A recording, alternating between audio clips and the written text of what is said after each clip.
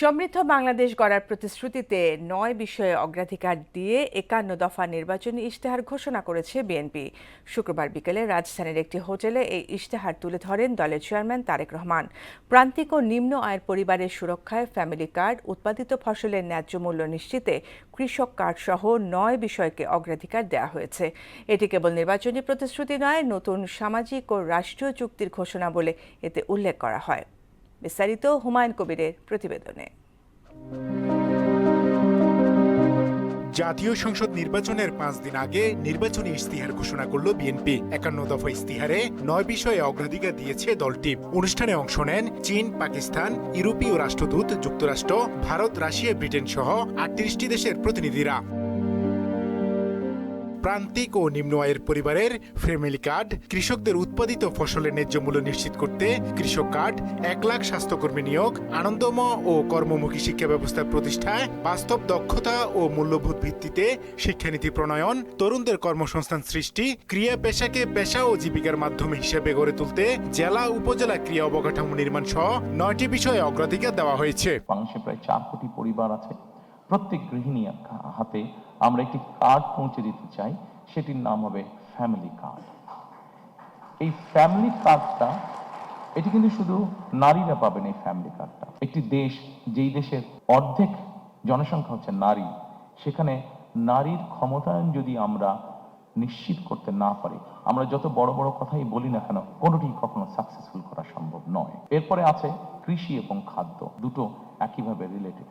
কৃষি যদি ভালো না হয়, খাদ্যের সরবরাহ যদি ঠিকভাবে না থাকে, স্বাভাবিকভাবে মানুষ অপুষ্টি সহ বিভিন্নভাবে আস্তে আস্তে পিছিয়ে যাবে। গুরুত্বপূর্ণ একটি বিষয় আছে কর্মসংস্থান এবং যুব উন্নয়ন। আমাদের ৪.৫ কোটি প্রায় ইয়াং মানুষ, এই মানুষদেরকে যদি আমরা কর্মসংস্থান বা উন্নয়নের দিকে নিয়ে যেতে না পারি, কোনোভাবেই সম্ভব না উন্নয়নকে ধরে রাখা। তারেক রহমান বলেন, বিএনপি প্রতিশোধ নয়, ন্যায় ও মানবিকতা রাজনীতিতে বিশ্বাস করে। ক্ষমতা নয়, জনগণের অধিকারে রাজনীতির কেন্দ্রবিন্দু। জনগণের রায়ে দায়িত্ব পেলে বিএনপি এমন একটি বাংলাদেশ গড়ে তুলবে, সেখানে ভোটের মর্যাদা থাকবে, সন্ত্রাস, দুর্নীতি ও বৈষম্যের অবসান হবে, আইনের ঊর্ধ্বে কেউ থাকবে না। আমরা চাই না যে ঘটনার ভিতর দিয়ে, যে বিভীষিকার ভিতর দিয়ে বিএনপি গিয়েছে, সেই ঘটনার আবার পুনরাবৃত্তি বাংলাদেশে হোক। কারণ এই ঘটনার যদি পুনরাবৃত্তি হয়, তাহলে কোনোভাবেই শান্তি প্রতিষ্ঠিত করা সম্ভব না। আমরা ক্ষতিগ্রস্ত হয়েছি, আমাদের নেতাকর্মীরা পঙ্গুত্ব বরণ করেছে, সহায় সম্পত্তি হারিয়েছে, কিন্তু প্রতিশোধ কখনো শান্তি এনে দিতে পারে না, প্রতিশোধ কখনোই ভালো কিছু এনে দিতে পারে না।